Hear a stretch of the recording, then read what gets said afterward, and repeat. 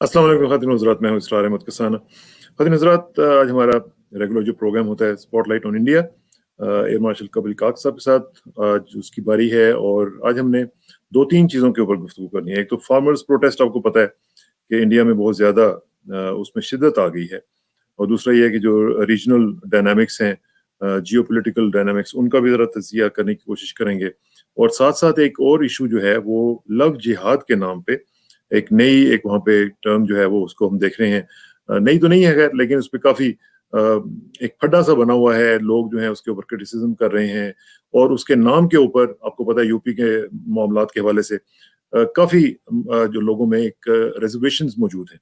और जहाँ तक फार्मर्स का ताल्लुक है, मैं आपको थोड़ा-सा ज़रा बता दूँ कि फार्मर्स के हवाले से पिछले कई दिनों से हम देख रहे हैं कि बहुत ज़्यादा मसाइल चल रहे हैं।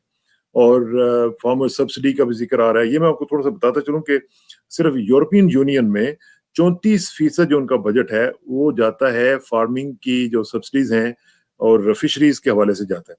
सिर्फ़ अमेरिका के अंदर आप देखिए कि $37 बिलियन इस साल में उन्होंने दिए हैं सब्सिडीज़ के लिए। तो इसलिए हर जगह पे फार्मर्स को सब्सिडाइज़ किया जाता है, ये कोई नई बात नहीं है। फिर आप देखिए कि जो ना किए जाने की वजह से और मामलात ख़राब होने की वजह से सुइसाइड रेट कितना बढ़ गया है। पिछले 10-15, 15-20 सालों के अंदर-अंदर 3 लाख से ज़्यादा फार्मर्स जो हैं वो सुइसाइड कर चुके हैं। सिर्फ आप देखिए कि पिछले साल में 2019 में 10,000 लोगों ने सुइसाइड किया। तो ये कोई छोटा इश्यू नहीं है। छोटे-छोटे स्मॉल जो फार्मर्स हैं उनके बेचारों का गुज़ारा नहीं होता। 1.5 हेक्टेयर ऑन एवरेज जो 80% लोग हैं उनके पास इतनी ज़मीन है, तो बहुत सारे मसाइल हैं। इसका ज़रा तज़िया करने की कोशिश करेंगे और हमें जॉइन कर रहे हैं जनाब एयर मार्शल कपिल काक साहब। Good morning sir. आदाब हुजूर, नाज़रीन को भी आदाब। Nice to see you, nice to see you. आप जी, काफ़ी 1-2 हफ्ते का हमारा गैप आ गया था, लेकिन wonderful to have you back on. I am very happy to be back with you and our viewers. Thank you very much, thank you very much. साहब, मुझे ज़रा बताइएगा कि फार्मर्स का जो प्रोटेस्ट है, ये इसको आप किस तरह देख रहे हैं? क्योंकि हम लोग देख रहे हैं कि पूरी दुनिया में इसकी एक हाइप क्रिएट हो गई है। पूरी दुनिया में अब देखें कि हर जगह पे मुज़ाहरे हो रहे हैं, प्रोटेस्ट हो रहे हैं, कार रैलीज़ चल रही हैं। फिर हमने देखा कि जो कैनेडियन प्राइम मिनिस्टर हैं, उन्होंने इसके बारे में ओपन बात की है। फिर जो यूके के एमपीज़ हैं, उन्होंने बात की है। तो ये हर जगह पे हो रहा है। लेकिन हुकूमत जो है, मोदी सरकार, वो मेरा ख्याल है कि बज नहीं कर रही है। नहीं, आपने तो हमारा मसला ही हल कर दिया है, जो आपने 1 मिनट में कर दिया। मुझे 10 मिनट लगेंगे वो समझाने के लिए। नहीं, जो आप बात समझाएँगे ये वो है ज़्यादा कि बेहतर बात तो ये है कि पहले ये एक जो प्रोटेस्ट इस वक़्त चल रही है, ये 18वाँ दिन है। 15 लोगों की मौत हुई है। और एक तरफ से ये अवाम, हिंदुस्तान की अवाम इस सरकार को एक, जैसे अंग्रेजी में कहते हैं, it is conveying the truth to power. तो ये उनको आदत नहीं थी। सरकार जो एक ऑटोक्रेटिक सरकार चल रही है हिंदुस्तान में, किसी को सुनना नहीं चाहती, सब जानते हैं। एग्रीकल्चर की बात हो, कोई और पाकिस्तान की बात हो, तो और एक दूसरी बात जो है इरशाद साहब, वो ये है कि इस तहरीक के बावजूद जो चल रही है, एक जश्न सा मनाया जा रहा है। इस पे गुलकार हैं, मौसीकार हैं, शायर हैं, दानेश्वर इंटेलेक्चुअल्स हैं। तो ये एक तरीके से दिल बहलाने के लिए, और लोग किस तादाद में, 10 और 20,000 लोग हैं। ये दिल्ली के बॉर्डर्स पे इनको रोका गया है, हरियाणा से, पंजाब से और यूपी से। तो जो अभी कानून जो पास किए हैं, आपने अच्छा हुआ आपने सब्सिडीज की बात की, और आपके नाज़रीन को समझाएं कि 3 कानून जो फार्मिंग के बारे में शुरुआत की है इस सरकार ने, उस वक़्त भी कोई 1 साल पहले फार्मर्स के रिप्रेजेंटेटिव्स ने सरकार को समझाया कि हमसे बातचीत करिए, हम एक एक तरीके की इत्तेफाही जिसको कंसेंसस बिल्ड बिल्ड करेंगे, तो जो कुछ भी आप करना चाहते हैं, हम मिल-जुल कर करेंगे। पर सरकार ने ये माना नहीं। और ये दिलचस्प बात ये है नाज़रीन, इसको देख लेंगे कि पैंडेमिक का माहौल है। आपकी कनाडा में भी आप अभी बात ज़िक्र कर रहे या थे। इस पैंडेमिक के माहौल में जो एक इमरजेंसी, एक हेल्थ सिचुएशन है, सूरत-ए-हाल है, उस पे आप ऑर्डिनेंस निकालते हैं और फिर जल्दबाज़ी से लोकसभा और राज्यसभा से पास करवाते हैं। ऑपोजिशन कहती है इसको सेलेक्ट कमिटीज में ले जाइए, स्टैंडिंग कमिटीज में ले जाए, थोड़ी बहस हो, गुफ्तगू हो, कुछ इश्यूज हैं फार्मर्स के, इसको रिजॉल्व किया जाए। बिल्कुल नहीं माना है।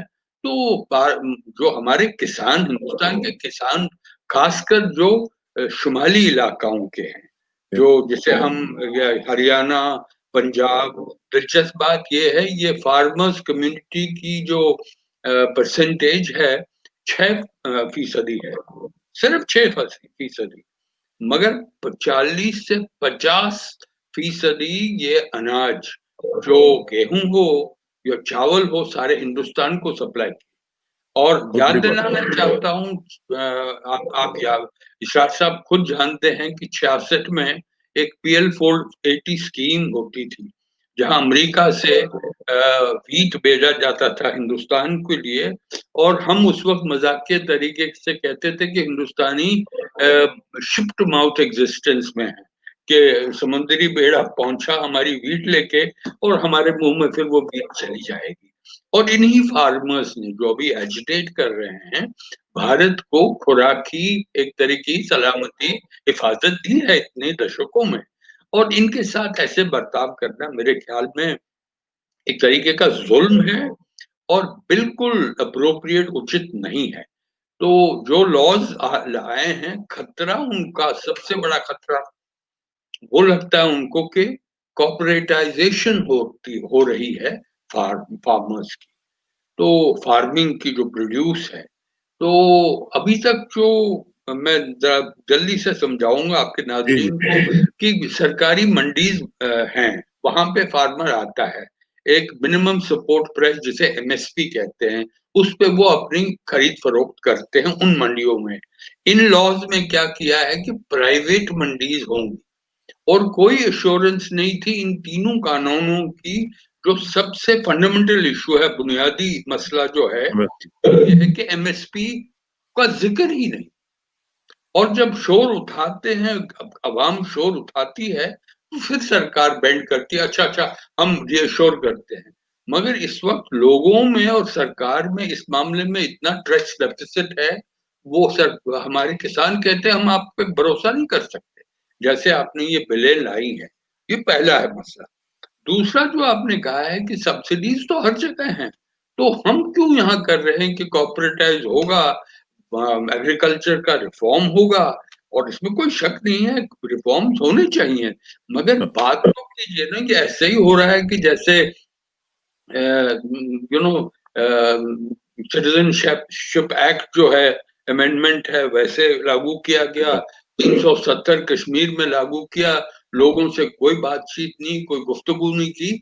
तो अब इस स्थिति में इस सूरत हाल में है कि ये सारे विश्व, सारी दुनिया एक एक बैनुल अक़वामी इशू बन गया है। आपने अभी जिक्र किया है कि ऑस्ट्रेलियन प्राइम मिनिस्टर ने क्या कहा। आप देखिए, अमेरिका दबाव डाल रहा है, कनाडा में बातचीत हुई है, हाँ ट्रूडो के खिलाफ तो यहाँ से डमार्च की इशू हुआ है या कि या आपका कोई हक नहीं है हमारी इंटरनल सिचुएशन में।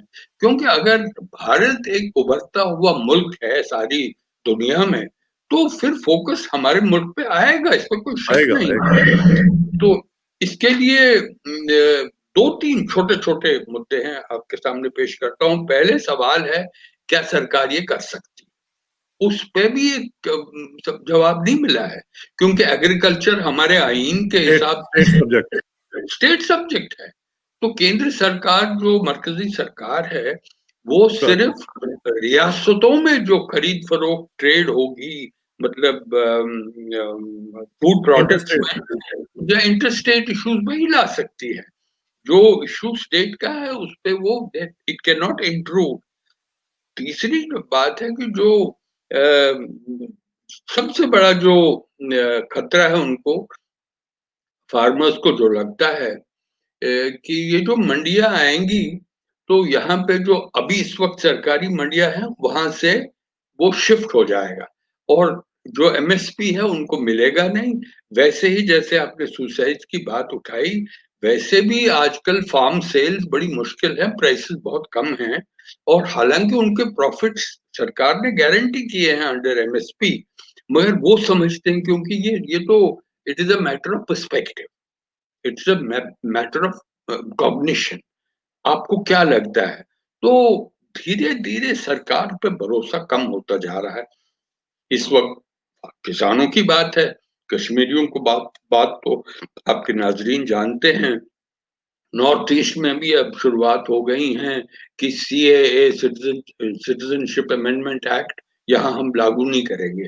तो ये जो अभी तक कानून लगाए गए हैं और जो कुछ भी इस पे, ये भी मैं कहना चाहता हूँ बिल्कुल ऑब्जेक्टिवली, सरकार ने कंसेशंस अनाउंस किए हैं कि हम एमएसपी करेंगे, उसमें कोई शक नहीं है। कानून में जो तीन कानून हमने लागू किए हैं उनमें एमएसपी की तो जिक्र ही नहीं है, मगर एश्योरेंस दी जा रही है। दूसरा कि अगर वो फार्म जो है, लैंड जो है वो प्राइवेट ऑपरेटर्स जो कॉर्पोरेट्स होंगे वो लैंड ले जाएंगे फार्मर्स से, मतलब परसुवेशन से या किसी तरीके से, उस पे भी एश्योरेंस दी गई है। तीसरी जो है कि ब्रीच ऑफ कॉन्ट्रैक्ट अगर हो तो कानून क्या कहता है, जो लॉज है उनमें कानून जो है वो कह रहे हैं कि जो डिस्ट्रिक्ट मैजिस्ट्रेट है उसके पास जाइए। ये कौन सा मुल्क मानेगा कि आप इतनी मतलब ट्रांसफॉर्मेटिव चेंजेस ला रहे हैं, बदलाव ला रहे हैं एग्रीकल्चर सेक्टर में, तो उस पे आप अगर कानून की कोई ऐसी सूरत हाल आए तो आप सिर्फ डिस्ट्रिक्ट मैजिस्ट्रेट पे जाएं। उस पे भी सरकार ने कहा कि हम कोर्ट्स का जुरिस्डिक्शन लाया जाएगा। मतलब संक्षेप में ये कहना चाहता हूं, जो कुछ भी सरकार ने किया है, अब ऐसे सूरत हाल है, एक एक तरीके का इस वक्त हम फंसे हुए हैं, बाहर नहीं आ सकते हैं ना, तो लेकिन लेकिन सरकार। इसमें इसमें क्या वजह हो सकती है मास्टर साहब? क्या मोदी सरकार जो है उन्होंने सोचा नहीं था कि इस तरह का रिएक्शन आ सकता है? उन्होंने मिसकैलकुलेट किया है, या कुछ इस तरह के आप समझते हैं कि कुछ डिजाइन ही इस तरह का था कि इसको आगे लेके जाना है नो मैटर व्हाट? देखिए, जहां तक मेरी जानकारी है इसरार साहब, जब वो कहते हैं पावर करप्ट्स, आपको याद होगा लॉर्ड एक्टन का ये एक बहुत ही फेमस बिल्कुल। सेइंग है, power corrupts and absolute absolute. Power corrupts absolutely. तो ये जो इतनी जो इनको मेजॉरिटी मिली है सरकार को, तो ये किसी के साथ बात करना नहीं चाहती, ये सब कुछ जानते हैं, हमें पूरी जानकारी है, हमें आपसे क्यों बात करनी। तो अब देख रहे हैं, मैंने इतने मुद्दों की बात की है, तो जो कुछ भी काम किया जाता है वो बिना कोई होमवर्क के किया जा रहा है। वो 5-6 लोग बैठते हैं, एक कानून बनाते हैं, चलो पार्लियामेंट से घुसाते हैं, पार्लियामेंट में कोई शोर नहीं मचाता है, कांग्रेस भी कमजोर है, लोग भी परेशान हैं, तंग आए हुए हैं। तो उस पे फिर आप you come to what is in English called culmination point. वो कल्मिनेशन पॉइंट जो हुआ है वो फार्मर्स ने उठाया। तो जैसे मैंने कहा है कि 20,000 फार्मर्स बॉर्डर्स पे, दिल्ली की बॉर्डर्स पे, पंजाब हरियाणा और यूपी के, इस ठंड में 6 डिग्री 7 डिग्री तापमान रहता है रात को, अपना ही साजो सामान लेके, अब वो ये मैं कहता हूँ ये कमाल की बात है कि ये 10-20 हजार लोग खुद ही साजो सामान ले आते हैं, खुद ही खाना। लोग तो सब कह रहे हैं कि ये लाखों में है, कुछ लोग तो कहते हैं ये लाखों में है, 5 पॉइंट्स के ऊपर बैठे हुए हैं आके। आप नहीं, लेकिन आप लाखों समझते में हैं नहीं 20? है, वो थोड़ा एग्जैजरेशन है। मेरा एस्टिमेट जहां तक हमने इंडिपेंडेंटली चेक किया है, ज्यादा से ज्यादा 20-25 हजार लोग ओपन में है, ये खुले में है, ये कहीं कहीं लेकिन कोई ये भी बहुत बड़ी बात है। मगर इसीलिए मैंने कहा है कि जैसे गुलकार हैं, मौसीकार हैं, शायर हैं, वो इनको दिल बहलाने के लिए दिनों रात चलते रहते हैं, हिस्ट्री सुनाते हैं, ताकि लोग, और ये डटे हुए हैं, ये हटने वाले नहीं हैं, और रिप्लेस किए जाते हैं, कोई जाते तो हैं क्या तो आप नए। क्या समझते हैं कि मोदी मोदी सरकार जो है, अब मैं अगर मोदी साहब का माइंड रीड करूं तो मुझे तो ये लगता है कि जैसे 370 किया, कुछ नहीं हुआ, वो सिटीजनशिप वो एक्ट किया, कुछ नहीं हुआ, कोई रिएक्शन नहीं आया, कांग्रेस फारिग, बाकी सारी पार्टीज फारिग। तो मोदी सरकार तो कभी भी नहीं तैयार होगी जब तक कि कुछ मसला नहीं होता। उनका तो माइंडसेट ये होगा कि एक अल्फा मेल का और अल्फा लीडर का जो एक मेल का कॉन्सेप्ट होता है, तो वो तो उसके नीचे नहीं आने के लिए तैयार होंगे। यही यही तो सबसे बड़ा खतरा तो ये है, जो आपने अंग्रेजी लफ्ज इस्तेमाल किया है, अल्फा मेल है। दूसरा जो घमंड है, एरोगेंस ऑफ पावर। ह्यूब्रिस। तीसरा इंडिविजुअली लेड, हम हैं और कोई है नहीं। तो ऐसे ऐसे माहौल में जब तक आपको एक तरीके का अकबर बादशाह का एक लफ्ज होता था सुहेकुल, जब तक एक इंक्लूसिव एक तरीका ना ढूंढे, उस सुहेकुल के लिए आपको याद होगा अकबर के टाइम पे हिंदुस्तान में इबादत खाने होते थे, जहां पे ये इबादत क्या थी? इबादत थी कि आप लोगों से मशवरा करेंगे, बातचीत करेंगे, जो हमारे मुद्दे हैं उनको हम कैसे हल करेंगे। मुझे लगता है कंक्लूडिंग में मैं सिर्फ ये कहना चाहता हूँ, वो ये है कि किसान डटे हुए, वो कह रहे हैं ये तीनों कानून आप रिपील करेंगे। तीसरी बात है कि इनकी ये इज्जत से जो कुछ भी कर रहे हैं, इज्जत तो इकबाल से कर रहे हैं, उनको प्रोवोक किया जा रहा है, उनको कहा जा रहा है कि आपके ये लेफ्टिस्ट मूवमेंट है, ये टुकड़े टुकड़े गैंग्स, वो कौन करते हैं? जो उनके मिनिस्टर्स हैं सरकार के, जो बल्कि उनकी कुछ को तो वो कह रहे हैं कि ये पाकिस्तान करवा रहा है और चाइना करवा रहा है और ये आईएसआई करवा यही रहा है। तो यही तो यही तो रोने की बात जो ये है कि जब सारा आलम इनके साथ है, तो आप इसको कैसे मिसअंडरस्टैंड करेंगे कि ये ये पाकिस्तानी साजिश है, ये चीनी साजिश है। और उस प्रोवोकेशन के बावजूद, इंपॉर्टेंट पॉइंट ये है इसरार साहब, उस प्रोवोकेशन के बावजूद इज्जत से, प्यार से, पुरअमन तरीके से, कोई वायलेंस नहीं हुई है, कोई वायलेंस एक सही भी बात। हादसा नहीं हुआ है वायलेंस का। लेकिन लेकिन अब यूनिवर्सिटी जब साहब तक एक सरकार चीज इसको रिपील नहीं करेगी, मुझे इस वक्त 18वें दिन में आपसे कहना चाहता हूं आपके नाजरीन को, तब तक ये किसान नहीं हटेंगे। अच्छा, वो नहीं हटेंगे, लेकिन यही मेरा डर है कि जिस तरह आपने फरमाया कि एक मेजोरिटेरियन रूल है, और मेजोरिटेरियन रूल जो है जब उसको ऊपर अपने ऊपर बात आएगी तो ब्रूट मेजोरिटेरियन रूल भी बन सकता है, और वो ब्रूट फोर्स भी यूज कर सकता है। तो फिर उस सूरत में तो सिचुएशन जो है वो आउट ऑफ कंट्रोल हो सकती है हमारे साथ। नहीं, वो पॉइंट जो है वो सरकार समझती है कि अभी तक कोई किसी तरह की हिंसा नहीं हुई है, वायलेंस नहीं हुई है, पुरअमन तरीका रहा है। तो वो भी सरकार ने भी, मैंने जो अभी आपसे आपके सामने बताया कि आपके नाजरीन को, कि सरकार की तरफ से भी कंसेशन, पहले तो बिल्कुल कंसेशन की बात नहीं हुई थी। जब 10वें 12वें दिन को सरकार को लगा कि ये हटने वाले नहीं है, तो हमें कंसेशन देना है। तो मैं इसीलिए आपके नाजरीन के सामने ये पेश करना चाहता हूँ, ख्याल पेश करना चाहता हूँ, जब तक सरकार को बेंड करना पड़ेगा, ये रूल्स जो हैं ये हटाने पड़ेंगे, करने नहीं पड़ेंगे। तो हम अच्छा जी, आगे खतरनाक एक रास्ता देख रहे हैं। सेकंड सेकंड इशू जो है वो है चेंजिंग जियोपॉलिटिक्स इन वेस्ट एशिया। इसमें जरा मुझे थोड़ा सा बताएं अरमान साहब, आप इसी सारी डेवलपमेंट्स को किस तरह देख रहे हैं, और वो पूरे रीजन के लिए, स्पेशली इंडिया के हवाले से कितनी इंपॉर्टेंस है। बहुत, इंडिया ही नहीं, इंडिया, चाइना, पाकिस्तान। इसीलिए मैं बहुत खुश हूं कि ये मुद्दा आपने चूज किया है कि हम वेस्ट एशिया, मगरबी एशिया की बात करें। पहला तो मेरे ख्याल में 15-16 दिन हुए हैं जबकि मोहसिन फकीरजादे का कत्ल हुआ है। ये ये top Iran. Iranian nuclear scientist है, और इसमें कोई शक नहीं है, रिपोर्ट्स आए हैं, बड़े ऑथेंटिक रिपोर्ट्स हैं, इस साजिश के पीछे इजराइल और अमेरिका है।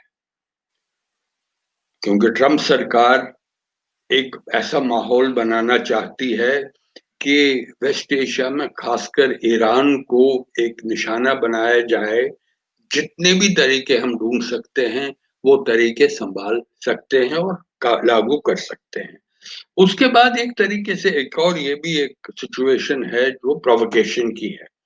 अब ईरान के सामने रास्ता है, जैसे अंग्रेजी में कहते हैं, it's in between the rock and the hard place. या ठीक है। अगर वो रिटेलिएट करती है तो सूरत हाल एस्केलेट होती है, और जो बाइडेन हैं वो इराक ईरान न्यूक्लियर डील को फिर से लागू करना चाहते हैं, जिसको हटाया गया था ट्रम्प सरकार ने। तो इस मौके पे ईरान क्या करता है? मैं बहुत ही दाद देता हूँ एक स्ट्रेटेजिस्ट और सिक्योरिटी एनालिस्ट की हैसियत से कि ईरान ने कितना रिस्ट्रेंट दिखाया है। हालांकि ऐसा लगता है कि ईरान कमजोर है, ईरान पे और खतरे आ सकते हैं, मगर उनकी, आप जानते हैं मेरे से ज्यादा, एक सिविलाइजेशनल स्टेट जो है उसका बर्ताव अलग तरीके का बर्ताव होता है। उन्होंने कहा है कि ठीक है, आपने हमारे टॉप साइंटिस्ट को टारगेट किया है, कत्ल किया उसका।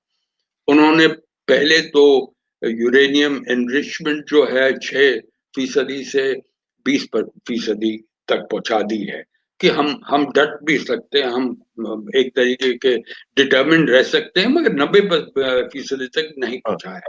तो मतलब एक एस्केप रूट दिया है।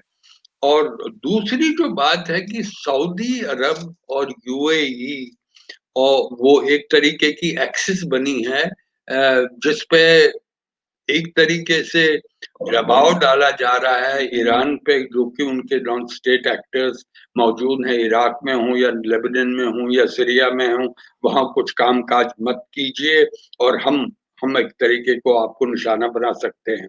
मगर ईरान करेगा जो उसके अपने मिफाद में है, वो ऐसी वैसी किसी की बात नहीं सुनेगा।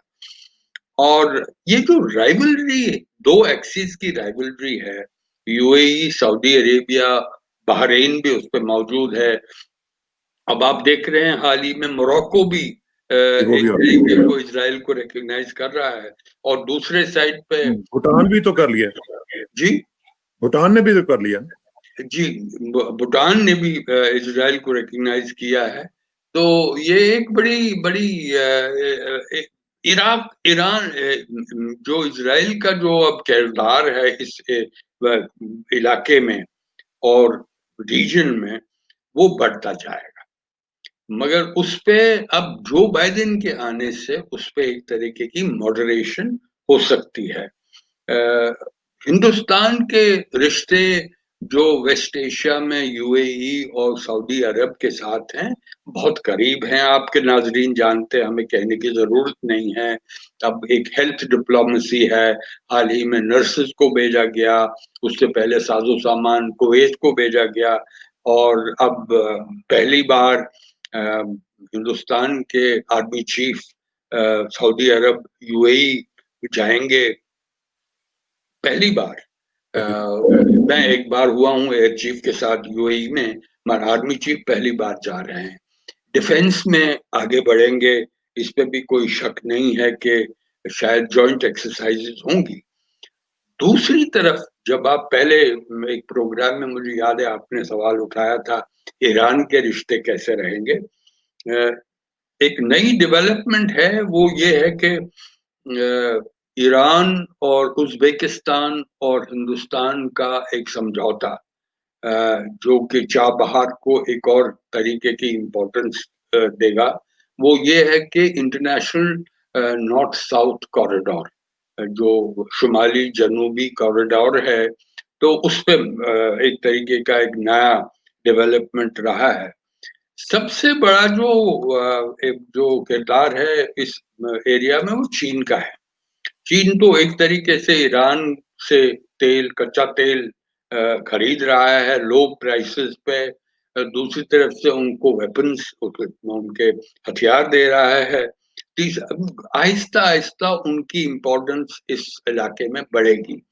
हिंदुस्तान की बात तो मैंने कर ही ली, मगर तीसरी बात जो मैं आप पाकिस्तान के बारे में करना चाहता हाँ, हूँ, प्लीज। पाकिस्तान के लिए अब वो भी उसी हालत में है, between a rock and a hard place. एक तरीके से दबाव डाला जा रहा है पाकिस्तान पे सऊदी अरब और यूएई से कि आप इजराइल को रिकॉग्नाइज कीजिए। आपको याद होगा एक टाइम था मुशर्रफ साहब इजराइल को रिकॉग्नाइज करने वाले थे, जी 2005 रुकावट लाई गई। अब एक है कि क्या आप आइडियोलॉजिकल सैंक्टिटी पे पाकिस्तान जाएगा या जैसे मुआशी इस्तेकाम इकोनॉमिक स्टेबिलिटी। अब ये पाकिस्तान के लिए सबसे बड़ा एक सवाल उठता है, अगर पाकिस्तान रिकॉग्नाइज कर रहा है तो फिर बांग्लादेश और बाकी मुल्क वो भी उस रास्ते पे जाएंगे। मगर फाइनली जो मैं उठाना चाहता हूँ सवाल वो ये है कि ये डिप्लोमेटिक रिलेशन एस्टैब्लिश करना तो दूसरी बात है, बाइडेन साहब क्या करें?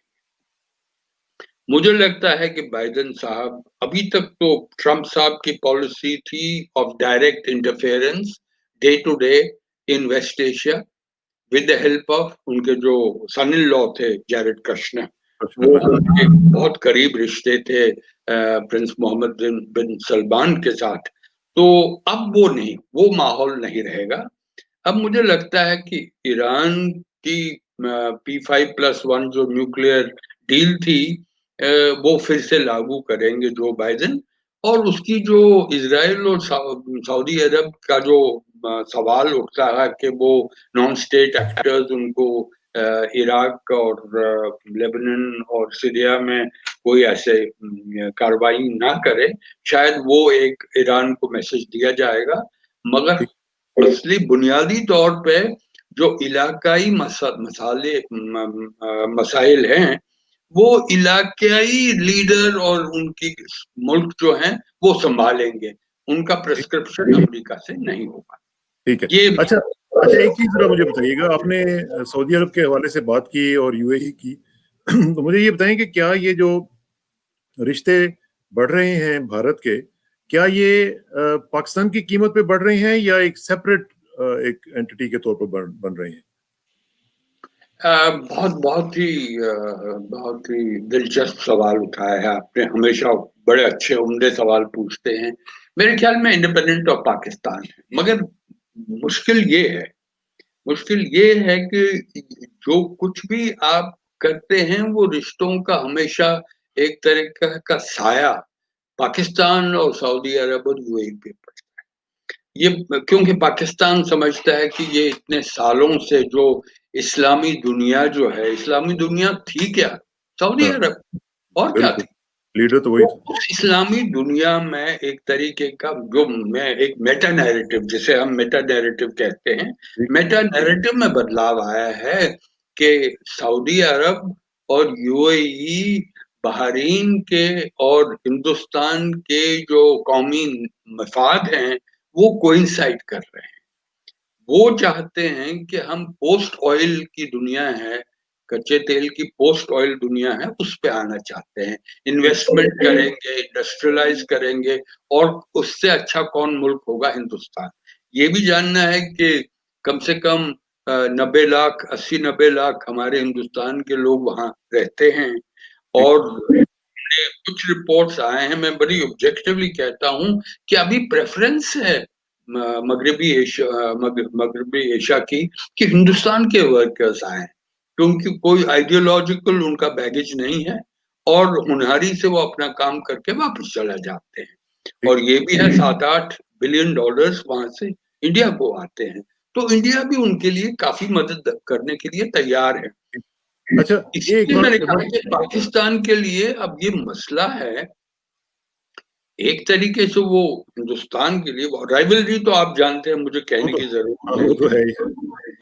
वो तो हिस्टोरिक राइवलरी है इंडिपेंडेंस से।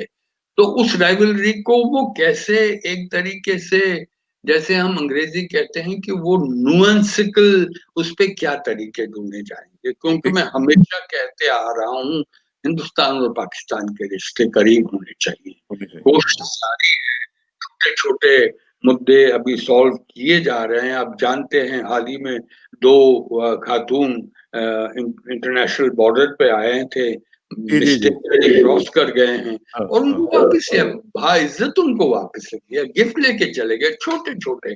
इन्हीं को पीपल टू पीपल कांटेक्ट बढ़ा दें इनको। मैं समझता हूँ एक मुद्दा जो है सबसे बड़ा हिंदुस्तान-पाकिस्तान का, वो तो आगे बढ़ाएँ, क्योंकि एक तीसरा एक्टर जो है वो चीन है और पाकिस्तान के चीन के रिश्ते इतने करीब हैं, एक्सरसाइज़ेज़ हाल ही में हुई हैं, तो अब उस मसले को आप कैसे करेंगे? तो ये तो अच्छा, आगे ये ही साथ-साथ मैं एक आधा क्वेश्चन भी ले लेता हूँ। ये आगा अवैध साहब जो हैं, ये लिख रहे हैं कि इस सूरत-ए-हाल से छुटकारा पाने के लिए जो फार्मर्स की सिचुएशन है, क्या मोदी हुकूमत पाकिस्तान के साथ किसी मुहिम जुई की कोशिश कर सकती है? यानी कोई अटैक या कोई इस तरह की to divert the attention, Pakistan के ऊपर अटैक हो सकता है, कोई सर्जिकल स्ट्राइक जिस तरह पहले करते थे कि वो ये फार्मर्स के हवाले से पूछा गया। नहीं, वो नो इमरान साहब ने काफ़ी बार कहा है कि इस मुद्दे को पब्लिक डोमेन में लाया है। मुझे नहीं लगता है, मुझे हालाँकि होना मुझे भी नहीं तो चाहिए। हम तो तारीख में देखते हैं जब भी एक सरकार कुछ मुश्किल में हो तो अटेंशन डाइवर्ट करने के लिए कुछ और करते हैं। ठीक जैसे बात। इस वक़्त मैं कह रहा हूँ कि आपने मुद्दा उठाया, एक और मुद्दा जिस पे हमने बात करनी है, आपने कहा था लव जिहाद के बारे में। जी, जी, वो बस अब आखिर में वही करते हैं। वही तो, वो क्या, वो भी अटेंशन डाइवर्ट है। इस वक़्त मुश्किल है, फार्मर क्राइसिस है, चलो लव जिहाद की तरफ चले। तो वो फॉल्स फ्लैग ऑपरेशन हो सकता है, मगर प्रोबेबिलिटी बड़ी कम है, बहुत कम प्रोबेबिलिटी ठीक है है। अच्छा, क्योंकि अच्छा, मुझे अभी आपने खुद ही मेंशन कर दिया, मुझे यही था कि आखिर में हम उसके ऊपर बात ज़रूर करेंगे। ये जो लव जिहाद का मामला है माशा साहब, इसने तो बहुत ज़्यादा डिस्टर्ब कर दिया लोगों को। क्योंकि आप देखिए कि इंटर कल्चरल, इंटर रिलिजियस जो भी मैरिजेज़ होती हैं, वो तो मतलब पहले भी होती आ रही हैं, अब कौन-सा नया काम हो रहा है? और उसको बिल्कुल एक टैबू बना के रख दिया है। बल्कि वो पिछले दिनों में, मैं 2-3 दिन पहले पढ़ रहा था कि किसी की शादी हो रही थी, उसमें शादी में जाके अटैक किया उन्होंने, उस लड़के को लड़की को अरेस्ट कर लिया और फिर पता नहीं क्या हुआ। तो ये चीज़ें जो हैं, ये don't you think that's bringing a bad name for the country? कोई शक नहीं है। आपने कहा बिल्कुल, कोई शक नहीं है। मेरे मुल्क में इस वक़्त जो एक एक तो नफ़रत का माहौल है, दूसरा खौफ का माहौल। ये दोनों अब इम्पल्सेस बहुत ही कमज़ोर कर सकते हैं। दूसरी बात है, आप कहते थे कि पहले भी ये चलता आ रहा है, तो कोई शक नहीं है, शादियाँ होती रही हैं, मगर फ़र्क क्या है? फ़र्क सिर्फ़ ये है कि इस वक़्त हिंदुस्तान में सबसे सबसे मज़बूत ताकतें जो हैं, वो हैं हिंदुत्व फोर्सेस, मेजॉरिटी। उनके लिए एक ही टारगेट है। अब हिंदू लड़का मुस्लिम औरत के खातून के साथ शादी कर सकता है, मगर मुस्लिम लड़का एक हिंदू लड़की खातून के साथ शादी नहीं कर सकता। हाल ही में आप जानते हैं हाउस ऑफ टाटाज़, या जिनकी कंपनी है तनिष्क, वो ज्वेलरी बनाती है।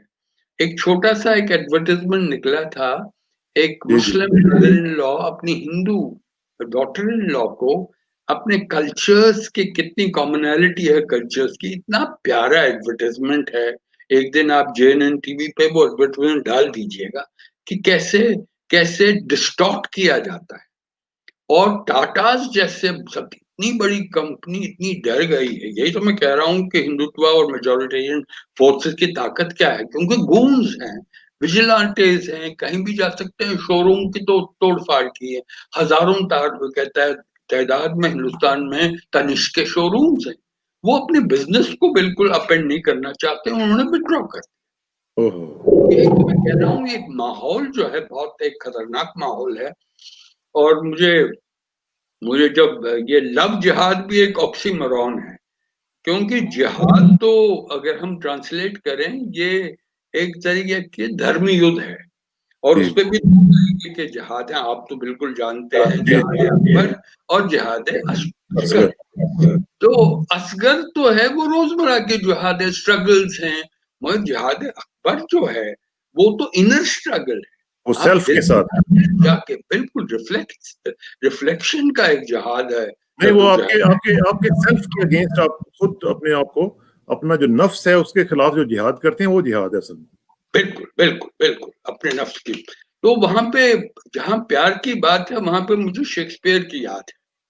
तो आप तो शेक्सपियर बहुत पढ़े हैं, तो वो उर्दू में ट्रांसलेशन है, सच पर शक करो, सच पर शक करो क्योंकि झूठी निकल सकती है सच, पर मोहब्बत पर कभी शक मत करो। ये शेक्सपियर का है। तो मोहब्बत जो है इतने प्योर है। अब ऐसी सोसाइटी है, ग्लोबलाइजेशन, कभी शक ना करें। हर सेकंडों में सारा इंफॉर्मेशन सारी दुनिया में बैनुल अक़वामी फोर्सेस में जाती है। तो आप एक एक पढ़े लिखे एडल्ट हों, वो खातून हो या मर्द हों, अगर मोहब्बत करेंगे तो अब सरकार क्या कर सकती है, कौन से। और तो वो वही भी अब कानून की बात की, जो यूपी, आपने इंट्रोडक्टरी रिमार्क्स में यूपी की बात की थी, उन्होंने तो ऑर्डिनेंस कि ये लव जिहाद की शादियां नहीं होगी। ये किसी ने डिफाइन भी नहीं किया ये लव जिहाद है क्या। है ये क्या? एक्सप्रेशन है हिंदुत्व फोर्सेस का, क्योंकि वो मुसलमान को टारगेट करना चाहते हैं। तो जो एक्सप्रेशन, जो जुबान है, जो अल्फाज हैं, वही उसी तरीके से लाए जाते हैं। तो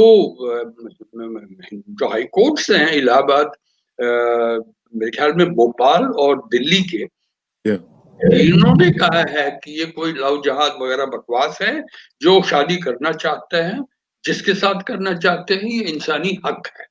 जैसे आपकी आइडेंटिटी का हक है, राइट टू लाइफ है, right to freedom of expression and speech है, वैसे राइट टू मैरिज है जिससे करनी चाहती है। और वो हिंदुस्तान के कानून के हिसाब से स्पेशल मैरिजेस एक्ट उसको लीगली ऑथराइज करता है। मगर हिंदुत्व फोर्सेस को ये ये बिल्कुल इसमें कोई सिंपैथी नहीं है, ना तो मानना चाहती है। तो खासकर हिंदुस्तान की डाइवर्स सोसाइटी, आप जानते हैं, हिंदूज हैं, मुस्लिम्स हैं, क्रिश्चियंस हैं, सिख्स हैं, बौद्ध हैं, इतनी इतनी तादाद के डाइवर्सिफाइड कल्चर्स हैं, कैसे आप रोक सकते हैं।